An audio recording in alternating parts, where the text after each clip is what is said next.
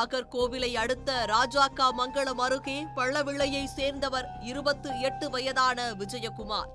இவர் நாகர்கோவில் நீதிமன்றத்தில் வழக்கறிஞராக உள்ளார். விளவங்கோடு அடுத்த சிறுவலூர் பகுதியை சேர்ந்தவர் 23 வயதான அர்ஷிதா டிபானி.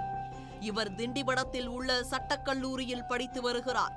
அர்ஷிதா பயிற்சிக்காக நாகர்கோவில் நீதிமன்றத்திற்கு வரும்போது வழக்கறிஞர் விஜயகுமாருக்கு அறிமுகமாகியுள்ளார்.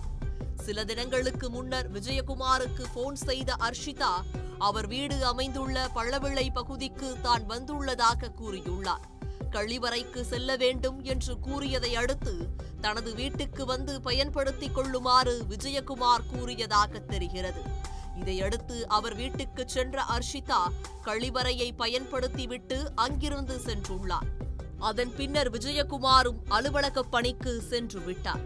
பின்னர் விஜயகுமார் அவரது தாயார் அறைக்கு சென்று பார்த்தபோது அங்கிருந்த 11.5 சவரன் தங்க நகைகள் காணாமல் போயிருந்துள்ளது. அர்ஷிதா தான் கடைசியாக வீட்டுக்கு வந்து சென்றதால் அவர்தான் நகையை திருடியிருக்க வேண்டும் என கருதியுள்ளார். இதனால் அர்ஷிதாவிடம் போன் செய்து கேட்டதாகவும் சொல்லப்படுகிறது.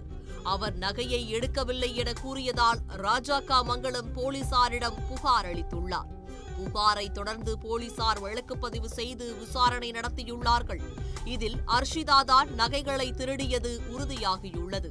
இதையடுத்து அர்ஷிதாவை போலீசார் கைது செய்து அவரிடமிருந்து ஒரு சில சவரன் நகைகளை பறிமுதல் செய்து சிறையில் அடைத்தனர். மீதி நகையை பறிமுதல் செய்யும் நடவடிக்கையில் ஈடுபட்டுள்ளார்கள். உடனுக்குடன் செய்திகளை தெரிந்து கொள்ள சன் நியூஸ் பெல் ஐகானை கிளிக் பண்ணுங்க.